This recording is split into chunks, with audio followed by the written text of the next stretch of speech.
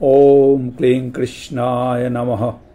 कृष्णाय वासुदेवाय हरये परमात्मने प्रणतक्लेशनाशाय गोविन्दाय नमो नमः। ओम गुरवे गौरचन्द्राय राधिकायै तदालये कृष्णाय कृष्णभक्ताय तद्भक्ताय नमो नमः। डॉक्टर महानामृत ब्रह्मचारी प्रणीत শ্রীমদ্ ভাগবতমের দশম স্কন্ধের যে ফেলালভ নামক টিকা, আজকে তার দ্বাদশ অধ্যায় পাঠ করব। আজকের পর্ব 15। এই অধ্যায়ের নাম অঘাসুর বধ। মহাসর্প দেহধারী অঘাসুরকে শ্রীকৃষ্ণ বধ করেন। অঘাসুর সকল বৎসগণকে গিলে ফেলেছিলেন। বকাসুর বধে একা কৃষ্ণই বকের গলায় ঢুকেছিলেন। তাতে যেন কৌতুক পূর্ণাঙ্গ হয়নি। তাই বুঝি অঘাসুরের মুখবিবরে সকল সখাগণ সহ শ্রীকৃষ্ণ প্রবেশ করেছিলেন। শ্রী সুখদেব বললেন, হে মহারাজ পরীক্ষিত, অপূর্ব লীলা কথা বলছি শোনো। একদিন প্রভাতে শ্রীকৃষ্ণ শয্যা থেকে উঠলেন, বনে গিয়ে বনভোজন করবেন ঠিক করলেন। সকল সমবয়স্ক বালকদের ডাকলেন সিংহার শব্দ করে। সিংহাধ্বনির সঙ্গে সঙ্গেই বালকেরা উঠলেন। তারা সকলেই ভাই কানাইকে ভালোবাসেন। তারা সুন্দর শিকা, শিঙা, বেনু ও পাচনি সঙ্গে নিয়ে বের হয়ে পড়লেন। প্রত্যেকের সঙ্গেই হাজার হাজার বাছুর ছিল। তাদেরকে আগে চালিয়ে বালকেরা শ্রীকৃষ্ণের সঙ্গে সহর্ষে ব্রজ থেকে বহির্গত হলেন। শ্রীকৃষ্ণের নিজের সঙ্গেও বাছুর অসংখ্য। তার সঙ্গে একত্রিত হল সখাগণের নিজ নিজ বাছুর। কৃষ্ণকে বড় গরু চড়াতে দেন না জনক জননী, তাই সঙ্গে শুধু বৎসগণ। যূথবদ্ধ করে বৎস চড়াতে চড়াতে শ্রীকৃষ্ণ সখাগণ সঙ্গে বনের নানা স্থানে বাল্যক্রীড়া করতে করতে বিহার করতে লাগলেন। সুখদেব বালকগণের অঙ্গশোভা ও ক্রীড়ার মাধুর্য বর্ণনা করছেন। গোষ্ঠযাত্রা করবার কালে যার যার জননী নিজ নিজ পুত্রকে সাজিয়ে দিয়েছেন কাচ, মুক্তা, মণি ও স্বর্ণের ভূষণ দ্বারা। আবার বনে এসে তারা নানাবিধ ফল, প্রবাল, পুষ্পগুচ্ছ, ময়ূরপুচ্ছ ও গৈরিক ধাতু দ্বারা নিয়ে এসেছেন ক্রীড়া কৌতুক করতে করতে। বালকেরা ক্রীড়ার ছলে পরস্পরের শিকা, বেনু, সিংহা প্রভৃতি দ্রব্য চুরি করে।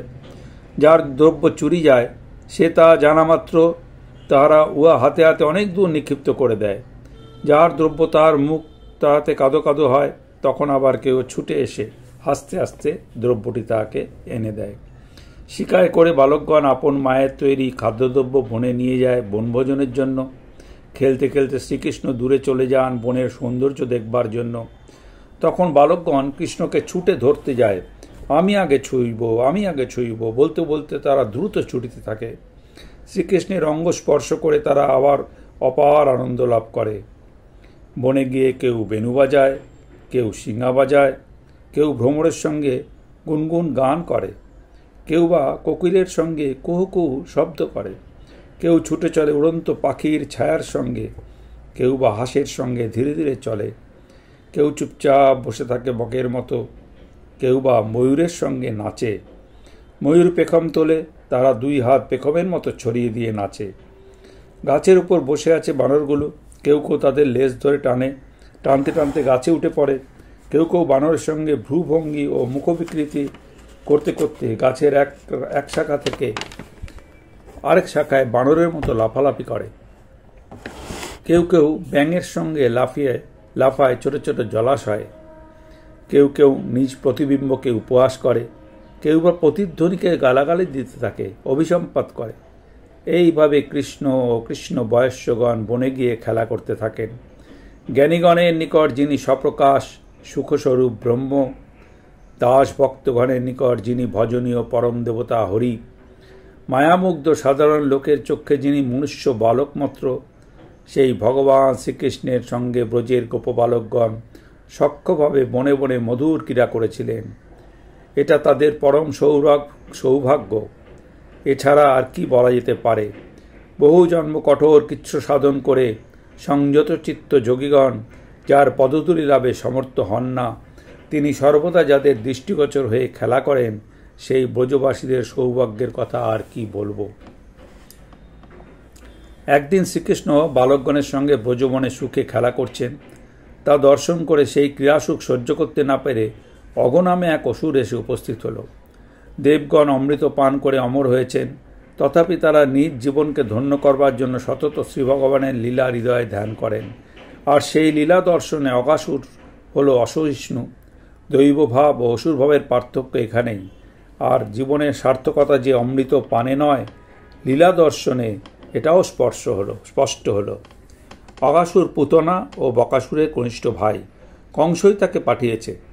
কৃষ্ণ ও গোপবালকদের খেলা দেখে অগাসুর ভাবতে লাগলেন, এই বালক আমার সহদরার বধ সাধন করেছে, অতএব সকল বালকসহ আমি আজই একে বিনাশ করব।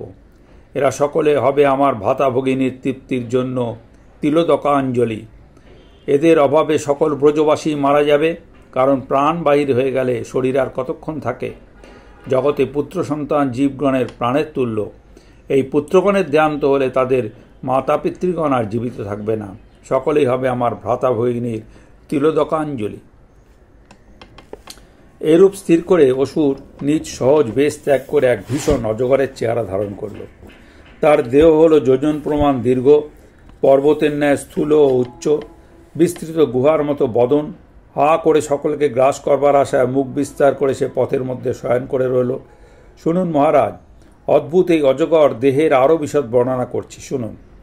তার নিম্ন ওষ্ঠ ছিল ধরণীতে, আর উপরের ওষ্ঠ ছিল মেঘ সংলগ্ন। দুটি ওষ্ঠের প্রান্তভাগ দুটি পর্বত গুহার মতো, দাঁতগুলি পর্বতের শৃঙ্গের মতো এবং মুখের মধ্যভাগ অন্ধকারময়। জিহ্বাটি ছিল একটি রাজপথের মতো। নাকের নিঃশ্বাস প্রচণ্ড ঝড়ের মতো, আর চক্ষু দুটি দাবাগ্নির মতো উষ্ণ। তাকে দর্শন করে গোপবালকগণ ভ্রান্তিবশত এটা বৃন্দাবনেরই এক অপূর্ব শোভা মনে করলেন। তারা অতি সহজভাবে ওই যেন একটি অজগর সাপ হা করে আছে এই রূপভাবে তুলনা করতে লাগলেন। কেউ বললেন, আমাদের সম্মুখে এই যে একটা বিশাল বস্তু আছে, এটা ঠিক একটি প্রাণীর মতো। মনে হয় এই বস্তুটি যেন আমাদের গ্রাস করার জন্য ঠিক সাপের মুখের মতো আচরণ করছে। আবার কেউ কেউ বললেন, সত্যই তো বটে, মনে হচ্ছে সূর্যকিরণে রাঙা মেঘ যেন ওর ওপরের ওষ্ঠ, আর মেঘের ছায়ায় অরুণবর্ণ ভূমি যেন নিম্নের ওষ্ঠের মতো। দেখো, বায়ে ও দানে দুটি যেন গিরিগুহা ওয়ার ওষ্ঠের প্রান্তদ্বয়ের মতো, আর উচ্চ শৃঙ্গগুলি ওয়ার দন্তপংক্তির সহিত স্পর্ধা করছে। বিস্তৃত দীর্ঘ পথটা ঠিক যেন জিহ্বার মতো, আর শৃঙ্গের মধ্যবর্তী অন্ধকার স্থান মুখাভ্যন্তরের মতো দেখা যাচ্ছে। দাবানলে উষ্ণ কর্কশ বাতাসকে ওর নিঃশ্বাসের মতো, আর দাবানল দগ্ধ প্রাণীগণের দুর্গন্ধ ঠিক যেন সাপের অভ্যন্তরস্থ আমিষ গন্ধের মতো পতিত হচ্ছে। এইরূপ একটি সহজ সত্য অজগরকে তারা অজগরের তুল্য একটি পর্বত বলে মনে করে শেষে বললেন যে, আচ্ছা, আমরা যদি সাপের মুখের মতো এই পর্বত গুহায় ঢুকে পড়ি, তাহলে পর্বতটি আমাদের গ্রাস করে ফেলবে কি? যদি করেই, তাহলে তো শ্রীকৃষ্ণ ক্ষণকালের মধ্যে বকাসুরের ন্যায় উহাকেও শেষ করে ফেলবে। এইরূপ বলতে বলতে তারা শ্রীকৃষ্ণের সুন্দর মুখখানের দিকে চেয়ে হাসে হেসে করতালি দিতে দিতে অগ্রসর হলেন। অখিল জীবের হৃদয়চারী অন্তর্যামী ভগবান শ্রীকৃষ্ণ, তিনি শুনলেন সহচর সকগণের কথাবার্তা। তারা সত্যই অজগরকে পর্বত সদৃশ মনে করছেন। তিনি নিজে কিন্তু উহার প্রকৃতস্বরূপ জানেন। তিনি যখন সকাদের নিষেধ করবেন বলে মনে মনে স্থির করতে লাগলেন, বালকগণ ইতিমধ্যেই বৎস সহ প্রবেশ করলেন একেবারে সর্পের উদরের মধ্যে। অগাসুর কিন্তু তখনই তাদের গিলে ফেলল না। নিজের আত্মীয়ের হননকারী শ্রীকৃষ্ণ যতক্ষণ না প্রবেশ করেন তার মুখের মধ্যে, ততক্ষণ সে প্রতীক্ষায় রইল। সর্বজীবের অভয়দাতা শ্রীকৃষ্ণ দেখলেন বৎস ও বয়স্যগণ তার আয়ত্তের বাইরে চলে গেছে। তারা এখনই মৃত্যুমুখে পতিত হবে। আমার সম্মুখে এরূপ ঘটিল। অতীব বিশ্বান্বিত ও দয়া অভিভূত হয়ে গোবিন্দ ভাবলেন, এ নিশ্চয়ই দেবনির্দিষ্ট নিয়তি, নতুবা এমন হবে কেন? এখন কি কর্তব্য? অগাসুরকে মারতে হবে, আর প্রিয় সখাগণকেও বাঁচাতে হবে। এমন একটা উপায় করতে হবে। কি করবেন স্থির করে সর্বদর্শী শ্রীহরি নিজেই অগাসুরের মুখের মধ্যে প্রবেশ করলেন। বাইরে থেকেও কোনো উপায় করতে পারতেন, তবু প্রবেশ করলেন। বিপদাপন্ন ভক্তকে রক্ষা করতে তিনি চিরদিনই তার বিপদে অংশগ্রহণ করেন। শ্রীকৃষ্ণ যখন অগাসুরের মুখের মধ্যে ঢুকে পড়লেন, তখন মেঘের আড়ালে অবস্থিত দেবগণ হাহাকার করে উঠল। তারা ভাবছিলেন কৃষ্ণ একটু উপায় করে গোপ শিশুদের বাঁচাবেন। এখন তিনিও অসুর কবলিত দেখে দেবগণ হাহাকার করতে লাগল। কংস ও অগাসুরের বান্ধবগণের এতে খুব উল্লাস বাড়ল। সকলেই ভাবল অসুর শ্রীকৃষ্ণকে খেয়ে ফেলবে। অব্যয় পুরুষ ভগবান শ্রীকৃষ্ণ বুঝলেন অগাসুরের চেষ্টা বৎস বয়স্যগণ সহ তাকে চূর্ণ বিচূর্ণ করে ফেলা। তাই সে মুখ সংকোচন করার পূর্বেই তার গলদেশ পর্যন্ত গিয়ে শ্রীকৃষ্ণ অতি দ্রুত বৃদ্ধিপ্রাপ্ত হতে লাগলেন। তিনি নিজের দেহকে এতটা বিরাট করে ফেললেন যে অসুরের শ্বাসের পথ রুদ্ধ হয়ে গেল, চক্ষু দুটি বের হয়ে পড়ল। তখন সে ব্যাকুল হয়ে ইতস্তত ছোটাছুটি করতে লাগলো। বাতাস বাহির হবার পথ না থাকায় উহা দেহ মধ্যে পূর্ণ হয়ে উঠল এবং ব্রহ্মরন্ধ্র ভেদ করে তাহার প্রাণবায়ু বহির্গত হয়ে গেল। প্রাণবায়ু বহির্গত হওয়ার সঙ্গে সঙ্গে অসুরের সকল ইন্দ্রিয় শক্তি নাশপ্রাপ্ত হল। শ্রীকৃষ্ণ তখন নিজ অমৃতবর্ষিণী দৃষ্টি দ্বারা বৎসগণকে জীবনদান করলেন। তারা উঠলেন, তাদের সঙ্গে একত্রে হয়ে ভগবান মুকুন্দ অগাসুরের উদর থেকে বের হয়ে আসলেন। সেই সময় এক অদ্ভুত ব্যাপার ঘটল। অগাসুরের দেহ থেকে এক অপূর্ব জ্যোতি বহির্গত হল। সেই জ্যোতি নিজ প্রবাহে 10 দিক উদ্ভাসিত করে কাহার জন্য যেন আকাশপথে অপেক্ষা করতে লাগল। শ্রীকৃষ্ণ বহির্গত হওয়ার সঙ্গে সঙ্গে ওই জ্যোতি তাতে প্রবেশ করল। মুক্তিদাতা শ্রীহরিকে যে মারতে এসেছে তাকেও তিনি মুক্ত দান করলেন। অসুরের আত্মা তাতে মিশে গেল। অসুরের সদ্য মুক্তি ঘটল। শ্রী ভগবানের মুকুন্দ অর্থাৎ মুক্তিদাতা নাম সার্থক হল। দেবতাগণ তখন পরম আনন্দিত হলেন। তারা ভক্তপ্রিয় শ্রী ভগবানের পুজো উপকরণ দ্বারা অর্ঘ্য রচনা করলেন। দেবগণ পুষ্প দ্বারা, অপ্সরীগণ নৃত্য দ্বারা, সুগায়ক গন্ধর্বগণ গান দ্বারা, বিদ্যাধরগণ বাদ্য দ্বারা, ব্রাহ্মণগণ স্তবস্তুতি দ্বারা, গরুরাদি ভক্তগণ জয় জয় ধ্বনি দ্বারা শ্রীকৃষ্ণের আনন্দ বিধান করতে লাগলেন। সৃষ্টিকর্তা ব্রহ্মা নিজ ধামের নিকট নানা স্তব বাদ্য গীত ও জয় শব্দ প্রভৃতি মঙ্গলিক ধ্বনি শুনিয়ে বের হয়ে আসলেন। শ্রীকৃষ্ণের মহিমা দর্শনে তিনি বিস্ময়াবিষ্ট হলেন। যে শত্রুকে বিনাশ করলেন সদ্য সদ্য তারও পরমগতি বিধান করলেন, এটাই তার বিস্ময়ের হেতু। আত্মা পরমাত্মা ছাড়া আর কোথাও মিলিত হতে পারে না। অনেক ক্রিয়াপরায়ণ কৃষ্ণ নামক বালকটি যে পরমাত্মা, সেটি একটি বিস্ময়ের বিষয়। গোবিন্দের এই অপূর্ব লীলা ব্রহ্মারও বিস্ময় উৎপাদক। সেই অজগরের অদ্ভুত চর্ম শুষ্ক হয়ে বহুদিন ধরে ব্রজবাসী বালকদের ক্রিয়ার গহ্বর হয়েছিল। এই অগাসুর মোক্ষণ লীলাটি সংগঠিত হয় তখন শ্রীকৃষ্ণের বয়স 5 বৎসর।